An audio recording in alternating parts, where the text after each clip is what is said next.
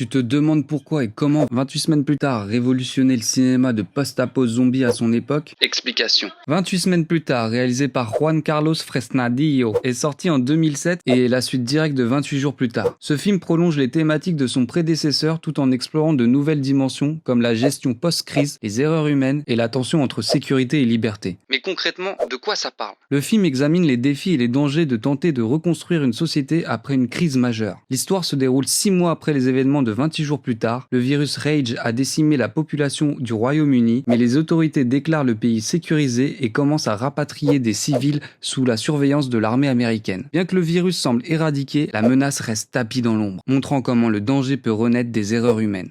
On a quand même l'histoire d'un gamin immunisé contre le virus. Du vu et du revu, oui, mais du vu et du revu maintenant. À l'époque, c'était pas le cas. Le film critique la gestion militaire et les décisions extrêmes prises pour protéger la majorité, souvent au détriment des individus. Le film conserve une tension omniprésente. Il critique les erreurs humaines. Le scénario nous montre comment des décisions mal calculées, comme le confinement des civils ou l'utilisation excessive de la force militaire, peuvent transformer une crise en désastre. L'armée, confrontée à une situation incontrôlable, met en œuvre des mesures drastiques. Par exemple, l'ordre de tuer tous les civils pour contenir l'épidémie. 28 semaines plus tard, approfondit les thématiques de survie et de responsabilité humaine tout en offrant une critique acerbe de la gestion des crises par les autorités. De toute façon, dans la saga 28 jours plus tard, tous les militaires sont des gros cons. Sa brutalité, sa tension et son commentaire social poignant en font une suite mémorable, qui étend et enrichit l'univers initié par Danny Boyle. Contrairement à beaucoup de films d'horreur, 28 semaines plus tard se termine sur une note sombre, avec une propagation du virus hors du Royaume-Uni. Malgré tout ce que le film représente, il fut considéré comme un échec au box-office, annulant l'apocalypse dans un troisième opus qui devait s'appeler